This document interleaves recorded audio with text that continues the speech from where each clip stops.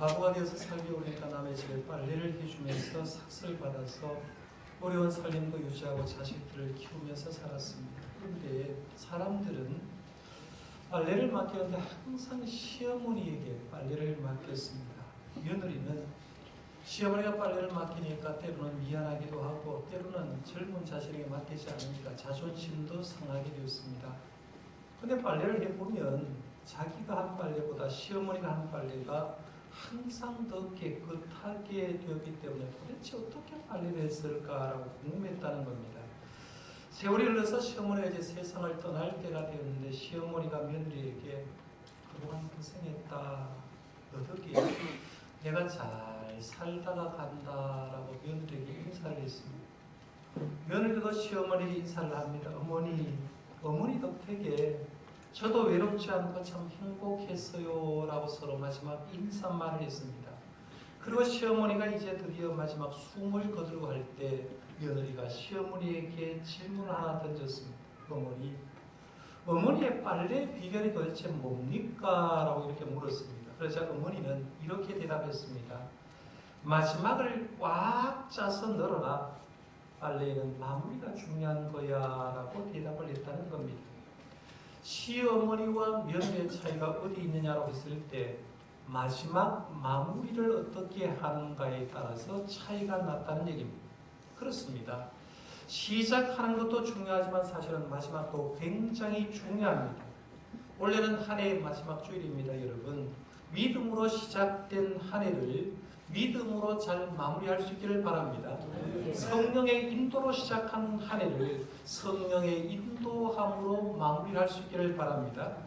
오늘 하나님께서 우리에게 주신 말씀은 마지막 장 마지막 절입니다. 민수기의 마지막 장 마지막 절의 말씀을 오늘 본문으로 선택했는데요. 이 말씀은 모압 평지에서 모세가 이스라엘 백성들에게 하시는 말씀의 여러 규례들이 민수기 25장부터 36장 말씀까지 나오는데 그 말씀에 대한 결론 부분입니다. 그래서 말씀을 보면 13절부터 한 단락으로 아예 구성되어 있어요. 결론 부분입니다.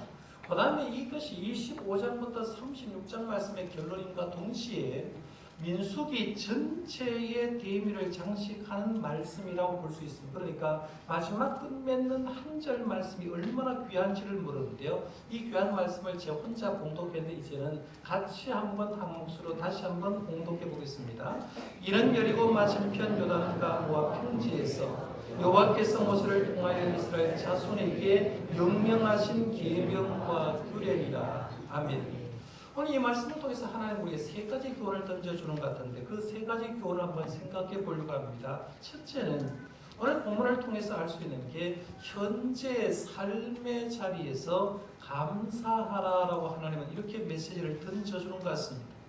오늘 본문은 이스라엘 백성이 서 있는 자리를 명확하게 밝히는데 13절에 보면 이는 여리고 맞은편 요단과 모압 평지에서라고 얘기하면서 지금 이스라엘 백성을 60만 명의 장정과 모세가 어디에 있냐라고 했을 때 모압 평지에 있다라고 얘기합니다.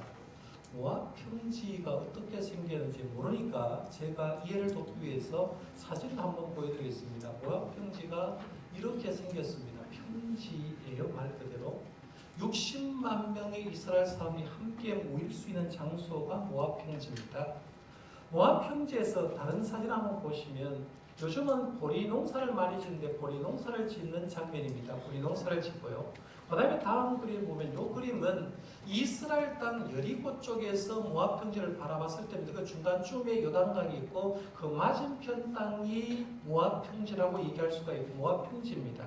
그 다음에 또 한 그림을 보면 이것은 요르단 쪽에서 모압 평지로 내려갔을 때 그걸 모압 평지입니다. 우리 교회에서 이 성지 순례를 21번 갔다 왔는데 요르단을 거쳐서 그 계곡을 내려와서 요단 평지를 지나서 요단강을 지나고 여리고로 온 기억이 있기 때문에 아마 요단 평지 모압 평지 하면 생각이 날 건데요. 이 평지에 이스라엘 백성이 지금 도착했다라고 얘기합니다. 그러면 이스라엘 백성이 이제 모압 평지에 도착했다고 하면 출발점도 있을 거 아니에요. 어디에서 출발해서 지금 모압 평지에 왔다는 얘기입니까? 애굽에서 출발해서 모압 평지까지 왔고, 이 모압 평지까지 올 때 기간이 얼마 걸렸냐라고 얘기하면 40년 걸렸다라고 하는데, 그 40년 걸린 여정을 쓴 말씀이 민수기의 말씀이라고 볼 수 있죠. 이 민수기의 말씀의 기록의 시작은 어디냐면 출애굽한 지 2월 20일부터 시내 산을 떠났을 때부터 얘기합니다. 시내 산을부터 떠나서 이 사람들이 약속의 땅 가나안 땅에 가기 전까지, 다시 말해서 모압 평지까지 도착했을 때까지 광야에서 어떻게 행진을 했는지, 또 광야 생활에서 무슨 일이 벌어졌는지를 보여주는 광야 유랑기가 민수기다라고 볼 수 있죠. 그러니까 민수기는 백성의 숫자가 있음과 동시에 광야 생활했던 유랑했던 유랑 얘기라고 볼 수 있는데요. 이 유랑 얘기를 가만히 한번 생각해 보면 40년 동안 광야 생활을 조금 아는 분들은 이들이 지금 모압 평지 앞에 가지고 살아서 와 있다는 것 자체가 기적이라고 볼 수 있습니다. 왜냐하면 예를 돕기 위해서 조금 한번 앞으로 가볼까요? 민수기 33장 말씀으로 좀 넘어가 볼래요? 오늘 본문이 36장이니까 거기 적어놓고요. 33장 말씀을 보면 이 33장의 말씀에는 애굽에서 출발한 이스라엘 백성들이 모압 평지까지 온 노정에 대해서 얘기를 합니다. 그래서 이 33장에 보면 어디에서 진쳤고 어디에서 진쳤고라고 하면서 성막이 진쳤고 이스라엘 백성들이 텐트를 친 자료를 거기에서 얘기를 하는데요. 이걸 지도로서 잠깐만 한번 보여주면 이렇습니다. 애굽에서 여러분 지도상에 지금 보듯이 출발한 것이 시내 광야를 거쳐서 40년 광야 생활하고 요단강 맞은편 모압 평지에 도착해 있다라고 볼 수가 있는데, 여기에서 숫자를 나중에 시간이 되거든요.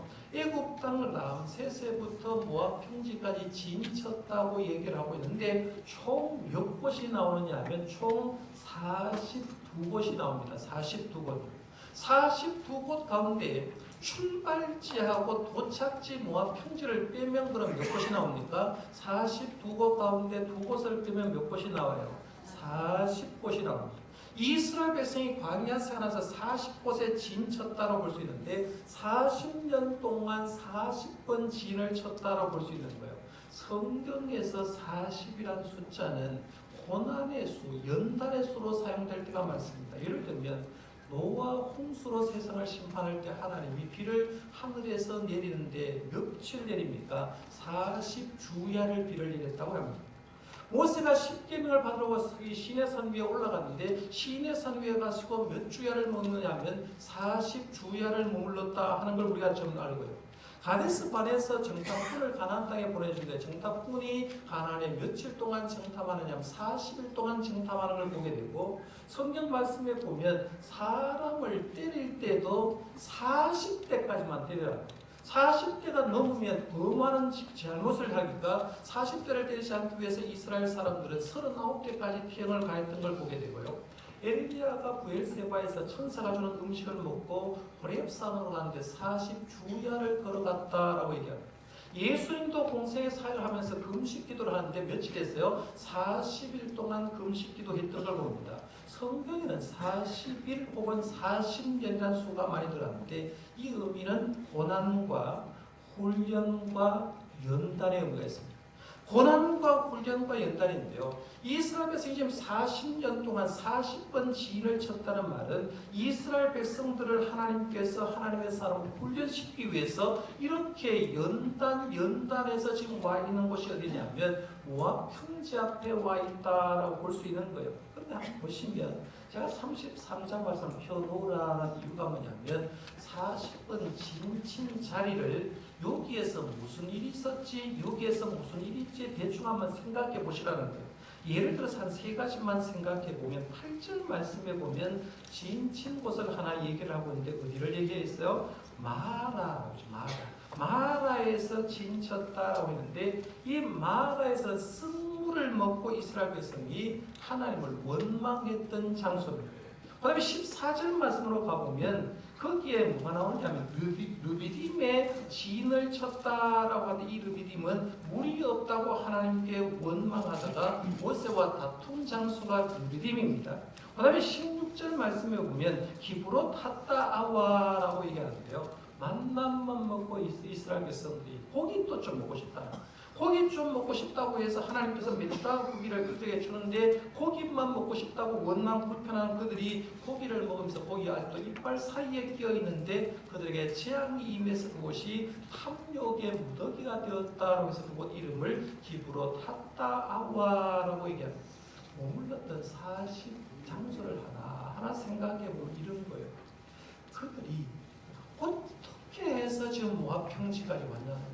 그들은 하나님 앞에 살 자격이 없는 사람입니다. 늘 원망하고 늘 불평했던 사람인데 하나님 앞에서 소통만큼도 모압 평지 올까지 자격이 없는데 그럼에도 불구하고 하나님은 그들을 낮에는 구름 기둥으로 밤에는 불 기둥으로 보여주셨고요.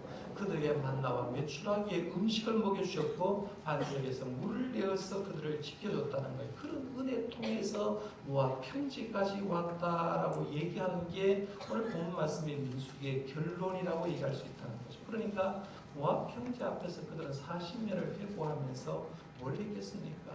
우리가 이 모압 평지 앞까지 온 것만 해도 감사합니다라고 하면서 감사를 회고했을 거라는 거예요. 오늘 12월 마지막 주일 드리는 예배를 드리는 우리들도 마찬가지예요. 사실 우리나라도 어렵고요. 우리 한국 교회도 어렵다는 걸 보게 됩니다. 지난 토요일에 나오는 기도 공고를 보니까요. 한국교회 이슈가 되었던 걸 5개씩 이렇게 얘기를 했는데 한국교회 문제를 얘기하면서 대충 5가지를 했어요. 목회지 대물림 문제 심각하다. 그럼 여성교회 문제 때문에 시끄러운 걸 얘기했고, 2번째는 동성애 문제, 3번째는 한반도 평화 문제를 얘기했고, 4번째는 선교사 추방이 가속화된다고 우리 교회가 후원하는 중국의 양성태 선교사님도 추방을 당했고, 인도에 사역할 때 문양이 선교사도 이제 추방되어서 영국 땅에 가서 이제 선교를 하게 되는데 선교사 추방이 가속화돼 전 세계적으로 기독교를 비판을 많이 하고 있고요. 그 다음에 5번째 마을 목회 문제를 얘기하면서 잘 되고 있다고 했어요. 우리나라 문제도 역시 5가지를 얘기하는데 첫 번째는 한반도 평화 프로세스 얘기하면서 한반도의 전쟁의 그림자가 지나가고 평화의 봄바람이 불어온 거 얘기했고요. 그 다음에 미투 운동입니다. 나도 당했다. 나도 성폭력 당했고 나도 성추행 당했다고 말하면서 미투 운동으로 굉장히 뜨거웠던 걸 봅니다. 그 다음에 홍수나 피풍, 기상이변이 전 세계적으로 당했는데 아마 여름을 대구 땅이 덥다 하지만 가면 갈수록 더워지고 있는 걸 보게 되죠. 그래서 자연재해 때문에 굉장히 힘들고 있고, 그 다음에 4번째 언급하는 게 갑질 문화입니다. 회사 생활하는데 어제도 여러분 뉴스를 보셨죠? 어떤 회사 대표가 부하를 하면 때리는 장면을 봤잖아. 직장 생활하면서 군대도 아니고요. 직장 생활하면서 거기에 두드려 맞고 다니는 이런 갑질 문화가 아직도 우리나라에 있다 하는 걸 봅니다. 그 다음에 5번째가 제주도에 이제 특히 되는 문제지만 난민 인권 문제 굉장히 심각하다라고 했습니다. 대부분 진행되고 있는 문제입니다. 그런데 이렇게 이런 문제가 있음에도 불구하고 하나님은 한국 땅을 인도하셨고 교회를 인도하셨고 여러분을 지금까지 인도해 준 줄 믿으시기를 바랍니다. 여러분 개인도 많이 한번 돌아보십시오. 이런 일 저런 일이 많이 생겼지만 오늘 우리가 여기 예배 자리에 나왔지 않습니까? 가정에도 크고 작은 일이 많았지만 우리가 이렇게 예배 자리에 나왔고요. 우리 교회도 사실 원래 많은 사역을 펼쳤습니다만은 부족한 부분이 많지만 지나온 세를 돌아보니까 모든 것이 하나님의 은혜였다는 거예요. 그러니까 오늘 모압 평지 앞에 서서 그들이 첫 번째 한 일이 뭐냐면 40년 세월을 인도해 준 하나님께 감사했듯이 저와 여러분들도 올 한 해를 돌아보면서 개인도 가정도 교회도 나라도 돌아보면서 하나님께서 우리를 인도해 준다 생각하고 감사할 수 있기를 바랍니다. 이게 오늘 본문에서 첫 번째 주는 메시지입니다. 2번째 오늘 본문이 주는 메시지는 이스라엘 백성의 최종 목적지는 지금 현재 서 있는 자리 모압 평지가 아니다라는 걸 보게 됩니다. 오늘 본문 한번 보십시오. 이는 여리고 맞은편 요단강 모압 평지에서 여호와께서 모세를 통하여 이스라엘 자손에게 명령하신 계명과 규례니라라고 하는데 민수기는 모압 평지에서 모세가 기록을 한 말씀입니다. 그런데 모세가 백성의 마지막 설교를 하고 민수기의 말씀, 신명기의 말씀까지 다 기록한 다음에 모세가 가나안 땅에 들어갔느냐로 들어가지 못했던 걸 보게 됩니다. 그죠? 비스가산 꼭대기에서 가나안을 바라본 것으로 만족하고 그의 120년의 삶이 마감이 됩니다. 그런데 중요한 건 모세도 모압 평지 앞까지 오려고 온 게 아니라는 거예요. 이스라엘 백성이 모압 평지 앞에 도착하려고 하는 게 목적이 아니라 이스라엘 백성과 모세는 지금 어디로 가려고 왔느냐 하면 하나님께서 약속하신 가나안 땅에 들어가고자 왔다라는 그런 사실이라는 거예요. 그래서 오늘 본문을 여러분 보시면서 모압 평지를 얘기하는데 지명을 3개를 얘기하고 있다. 우리가 글을 쓰면 이렇게 안 씁니다. 지금 모압 평지 앞에 서 있다라고 쓸 건데 오늘 본문 한번 보십시오. 이는 여리고 맞은편 요단가 모압 평지에서 이렇게 했어요. 이스라엘 백성이 지금 모압 평지 앞에 있는데 지명을 3개를 언급하면서 여리고 요단 모압 평지 언급하고 똑같은 말씀이 민수기 26장 3절에도 언급되는데 모세와 제사장 엘르아살이 여리고 맞은편 요단가 모압 평지에서 그들에게 전하여 이르되라고 하면서 똑같이 여리고 요단 모압 평지를 언급하고 있다라는 얘기입니다. 카메라 잘 찍는 사람한테는 이렇게 할 수 있죠. 자기가 어디서 있느냐면 제일 먼저 여리고를 카메라 컷으로 잡습니다. 만약에 제가 요단 남편폰에 있다고 하면 일본 이쪽에 여리고 찍고 그 다음에 2번째 카메라 컷을 보고서 옮겨서 요단을 찍고 요단 찍은 다음에 마지막으로 모압 평지를 찍었다 이런 얘기입니다. 성경은 화자의 입장에서 여리고 요단 모압 평지 시선을 이동하는데 히브리어 성경에 보면 여기 한대입니다. 모압, 요단, 여리고라고 얘기했다는 거죠. 이게 무슨 말이냐 하면 지금 모세가 서 있는 삶의 자리는 모압 평지입니다. 그런데 모압 평지에 그 시선이 멈춰져 있는 게 아니라 모압 평지에 있으면서 모압 평지와 연결되어 있는 요단강을 보고 있다. 그 요단강을 보면서 또 뭘 보느냐 하면 여리고 하나님께서 약속하신 가나안 땅을 지금 바라보고 있다는 얘기입니다. 그러니까 모압 평지에서 이스라엘 백성은 하나님께서 약속하신 가나안 땅을 바라보고 있고 그 땅을 가기로 소망하고 있다는 표현을 쓸 때 이렇게 쓰는 거예요. 이는 여리고 맞은편 요단강 모압 평지에서라고 하는데 이걸 바꾸어 쓰면 이렇게죠. 요단 모압 평지에서 요단을 바라보고 여리고 맞은편을 바라보면서 소망했다고 이렇게 기록할 수가 있다는 얘기입니다. 오늘 우리들도 12월 마지막 주일에 도착했습니다. 1년을 돌아보면서 감사할 것들이 굉장히 많은데 우리가 서 있어야 될 자리는 1년 마지막 주일 여기가 아니라는 얘기예요. 우리가 여기에 와 있는 이유는 뭐냐면 여기가 끝이 아니라 하나님께서 나에게 약속하신 땅을 향하여 가기를 원해서 여기 와 있다. 그 땅이 어디냐면 짧게 얘기하면 2019년입니다. 화요일부터 시작된 2019년. 더 길게 얘기하면 우리가 진짜로 가야 될 약속의 땅, 천국을 소망하면서 우리는 현재 삶의 자리에 있는 것이 아니라 앞으로 가야 될 존재라고 하고 비전을 갖고 그걸 보고 가야 되는 존재가 우리라는 것을 오늘 본문에서 얘기를 하고 있다는 거예요. 저는 여러분의 목사로서요. 사실은 한 해 한 해 마무리를 하고 또 한 해를 시작하면서 굉장히 희망을 갖습니다. 오늘도 예배 2부 예배를 준비하고 청년들이 찬양 연습하는 것부터 시작해서 기도하면서 얼마나 감사한지 모릅니다. 왜냐하면 우리 한국에 힘들다고 사실은 아우성을 칩니다. 목회자들은요. 목회하는 게 너무 힘들다고 얘기를 하는데 저는 사실은 그렇게 생각해 본 적이 한 번도 없습니다. 지금까지. 내연을 생각하면서도 절대로 그런 생각을 하지 않습니다. 하나님은 올 한 해도 우리 교회에 많은 복을 주셨고요. 모이는 숫자도 예산도 매년마다 늘어나고 있기 때문에 내년에도 하나님께서 우리 교회에 복을 줄 줄 저는 믿습니다. 그 믿는 게 근거 없는 믿음이 아니라는 거죠. 제가 아까 광고 시간에 말씀드렸는데 특별 예산, 선교 헌금, 장학 헌금만 예를 들면 선교 헌금이 여러분이 작정한 겁니다. 2,000원 한 구자부터 10만 원까지. 우리 성도의 장로님 가정이나 한 가정에서 1년에 한 달에 선교 헌금을 45만 원을 작정한 가정이 있어요. 감사하지 않습니까? 현재까지 선교금이 작정된 게 3,981만 원. 장학금이 1,744만 원이 작정돼서 교회 예산 빼고 별도 선교 장학 예산만 6천만 원 정도가 됩니다. 물론 여기에 동참하지 않은 분도 계십니다. 문제는 제가 이걸 보면서 물질의 문제를 가지고 얘기하려고 하는 게 아니라 이제 성도들이 믿음으로 사는 게 뭔지를 알게 되었다는 게 보인다. 하늘에 상급 쌓는 게 뭔지를 알고 있고 우리가 이 땅을 살면서 하나님 주신 물질을 가지고 어떻게 써야 되는지를 아는 성도가 많아지고 있기 때문에 저는 목회자로서 감사하고 우리 교회는 2019년에 훨씬 더 희망이 있는 교회라고 믿고 있다는 거죠. 제가 이렇게 믿고 있다고 하면 여러분들도 이렇게 믿음을 가질 수 있기를 바랍니다. 비전이 있다는 얘기예요.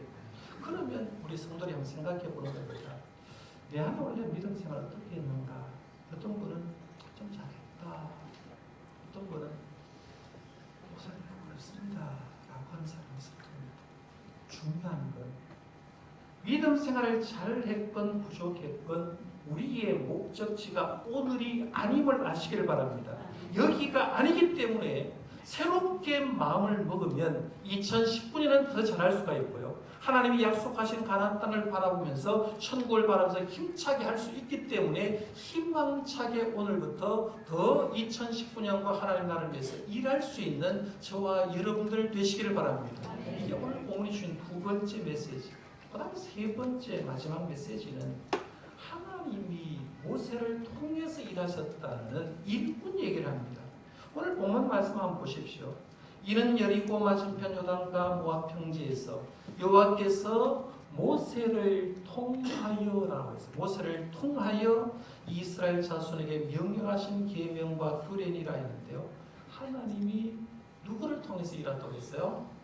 60만 명 장정 가운데 모세를 통해서 했다고 했어요. 하나님이 누구를 통해서 계명과 규례를 주셨다고 했습니까? 모세를 통하여라고 얘기한다는 거죠. 이건 굉장히 중요한 겁니다. 하나님은 일하십니다. 일하시면 주체는 항상 하나님. 일하시는 주체는 하나님이지만 일하시는 도구와 실행자가 누구냐고 했을 때 그 일을 실행하는 사람은 모세라고 얘기하고 있습니다. 일하시는 주체 하나님. 그 일하시는 분이 누구를 통해서 하느냐 하면 모세로 통해서 했다는 얘기입니다. 그런데 하나님에 대한 정리할 게 굉장히 많습니다. 하나님 어떤 분입니까? 사랑이 하나님부터 시작해서 거룩하신 하나님 수없이 많은 정의가 있는데요. 그 정의 가운데 하나님 이렇게도 정의할 수 있어요. 하나님은 일하시는 분이다. 이렇게 정의할 수 있어요. 하나님은 일하시는 분이라고 정리한 건 제가 정리한 게 아니라 예수님이 하신 말씀이 바로 그거예요. 예수님이 요한복음 5장 17절에 이렇게 말했죠. 내 아버지께서 이제까지 뭘 했다고 했어요? 내 아버지께서 이제까지 일하시니 그 다음에 예수님 나도 예수님이죠. 나도 뭘 한다 했어요? 나도 일한다 했어요. 하나님 아버지께서 일하시듯이 나도 일한다라고 얘기했는데요. 성부 하나님이 천지 창조를 6일 만에 하고 7일째부터 지금까지 쉬셨냐? 아니라는 거죠. 지금도 세상을 다스리고 움직이고 계십니다. 예수님이 십자가 살 완성과 하나님 보좌 우편에서 쉬는 게 아니라 지금도 우리를 위해서 일하시고 계시는 분이라는 얘기입니다. 그러면 하나님이 일하시는 분이라고 정의하는 사람은 그 다음 정의가 이렇게 이어져야 됩니다. 하나님은 일하시는데 누굴 통해서 일하시냐 했을 때 하나님은 사람을 통해서 일하신다. 하나님은 교회와 사람을 통해서 일하시는 거예요. 한번 보십시오. 하나님은 천지를 만드시고 동물을 만드신 다음에 동물 이름을 누가 지었습니까? 아담에게 짓게 했습니다. 사람이 뭐랍니다. 노아의 홍수로 세상을 쓸어버린다고 얘기하면서 노아의 방주는 누구 보고 지라고 했습니까? 노아 보고 지라고 했죠. 네가 좀 해보라는 거예요. 출애굽 사역을 완성하면서 하나님이 누구를 통해서 이뤘습니까? 오늘 말씀 있는 대로 모세를 통해서 보냈고 모세로 통해서 10가지 재앙을 내렸고 모세로 통해서 40년 인도에서 지금 모압 평지까지 와 있는 걸 봅니다. 신약 성경 우리 사도행전 말씀을 공부했지만 하나님은 사도 바울을 통해서 복음이 로마까지 스페인까지 갔다라고 말씀을 드렸습니다. 그런데 돌아가서 한번 생각해 보십시오. 하나님의 일을 했던 모세 힘들었을까요? 안 힘들었을까요? 40년 동안 하나님의 일을 했을 때 힘들었을까요? 안 힘들었을까요? 엄청나게 힘들었을 거예요. 모세는 사실은 삼중직을 감당한 사람입니다. 선지자 역할을 했고요. 제사장 역할을 했고요. 지도자, 왕의 역할까지 한 사람입니다. 삼중직을 감당하면서 지도자로 있었는데 지도자로 있다가 보니까 온 백성들이 문제만 생기면 모세를 향해서 원망하고 비난했어요. 여러분 교회 지도자라고 생각하는 사람들은 분명히 아셔야 돼요. 저도 늘 목회를 정의를 이렇게 하잖아요. 저는 목회를 이렇게 정리합니다. 목회는 수많은 성도들의 비난의 화살을 받는데 그 비난의 화살을 맞아서 쓰러지는 것이 아니라 비난의 화살이 와더라도 피해서 앞으로 전진하는 게 목회다. 저는 이렇게 생각합니다. 제가 아무리 목회를 완벽하게 해도요. 우리 교회 20%의 사람들은 저를 향한 비난의 화살을 막 쏩니다. 그런데 아무리 쏴봐야 저는 안 넘어갑니다. 왜 안 넘어갈까요? 하나님이 내 편이니까 안 넘어가는 거예요. 비난의 화살이 쏟아져도 저는 그걸 피해서 앞으로 전진하는 걸 목회교회 이 지도자예요. 지도자가 누구든지 앞에 서면 비난의 화살을 받습니다. 모세 역시 비난의 화살을 엄청나게 받았습니다. 그런데 지도자가 있었기 때문에 이스라엘 백성은 평지까지 왔고 모세는 시내산에 가나안 땅에 들어가지 못했고 결국 비슷한 꼭대기에서 죽지만 그 묘가 어딘지 모르지만 분명한 것은 모세를 통해서 하나님은 이만큼 일하셨다. 이건 하나님의 사람을 보면서 이게 안 보이면 일 못하다. 하나님 모세를 통해서 일하셨고요. 그 바통을 여호수아를 통해서 정복했고 다윗을 통해서 나라가 통일되었고 바울을 통해서 복음이 스페인까지 가게 되었고 믿음의 선배들을 통해서 복음이 우리나라까지 왔고 우리에게까지 왔다는 거예요. 그러면 하나님께서 일하시는데 누구를 통해서 일하시냐라고 하면 하나님은 지금도 교회를 통해서 일하시고 성도를 통해서 일하시기 때문에 우리가 바로 알아야 될 게 뭐냐면 하나님은 지금도 나를 통해서 일하시는 줄 믿으시길 바랍니다. 이것이 의식이 있는 사람은요, 그 사람 하나님께 쓰임받습니다. 우리 교회만 한번 생각해 보십시오. 2004년도 550평 예배당을 누구의 힘을 통해서 건축했습니까? 하나님이 뒤에 있었지만 저와 여러분을 통해서 건축이 된 줄 저는 믿습니다. 2014년 예배당 땅, 엘림관 땅 77평 사고 거기에 142평 엘림관을 건축할 때 누구의 힘을 통해서 일했습니까? 우리 교회 성도님을 통해서 일하셨다는 거예요. 해외 선교센터 시작해서 36개 예배당, 우리 교회 규모에 36개 예배당을 해외에서 봉헌했는데 누구를 통해서 일했냐는 거예요. 하나님 앞에 쓰임받는 우리 성도를 통해서 하나님이 일하셨다는 걸 믿으시길 바랍니다. 우리가 하나님의 사람이라는 거예요. 문제는 일할 때 목회자라고 중직자라고 교인이라고 모두 그 일을 감당하는 건 아닙니다.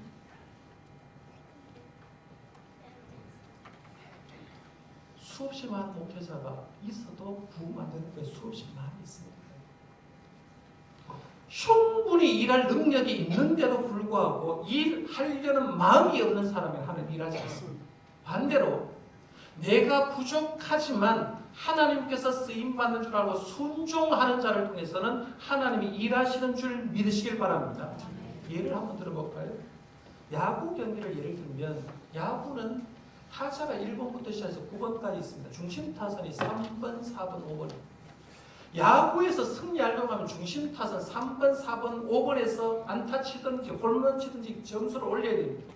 근데 중심 타선이 못 쳐도 이길 수 있는 방법은 하나가 있어요. 하위 타선 7번, 8번, 9번이 안타 치고 홈런 치면 되는 거예요. 이해갑니까? 자기가 달랑돼 있어도 하지 않아도 7번, 8번, 9번 부족한 사람이지만 하위 타선을 통해서 충분히 안타 치고 홈런 치면 경기에서 이길 수 있다는 얘기예요. 하나님의 일도 그렇습니다, 여러분. 하나님은 하나님의 일을 중직자라고만 맡기지 않습니다. 돈이 있다고 아니에요. 능력이 있다고 하는 건 아니에요. 하나님의 일은 하나님의 뜻에 순종하는 자로 통해서 역사가 일어나는 줄 믿으시길 바랍니다. 순종하는 거예요. 저는 바라기는 2018년도까지 우리 하나님께서 우리에게 부흥도 모든 일이 잘 되게 주셨는데 2019년에도 하나님 우리에게 복렬해 주시기를 원합니다. 분명히 복렬해 줄 겁니다. 중요한 건 나중에 하나님이 우리 후배들이 우리 정동교회 그때 어느 장로님 때문에, 어느 권사님 때문에, 어느 안수 집사님 때문에, 어느 성도님 때문에, 그분들의 헌신 때문에 교회가 이렇게 되었다고 인정받는 성도가 되시기를 바랍니다. 역사는 금방 흘러갑니다. 사랑하는 성도 여러분, 한 해 끝자락에 왔습니다. 마지막 주일입니다. 제가 세 가지를 확인하자고 해서 오늘 본문 한 절로 지나온 세월 돌아보면서 감사하자. 두 번째, 여기가 우리가 있어야 될 자리가 아니라 우리가 앞으로 가야 될 전제다. 세 번째는 하나님은 사람을 통해서 일하시니까 내가 쓰임받는 사람이 되지 않겠습니다. 이 하나님 말씀을 주님의 은성으로 받는 저와 여러분들 되시기를 바랍니다. 기도하겠습니다.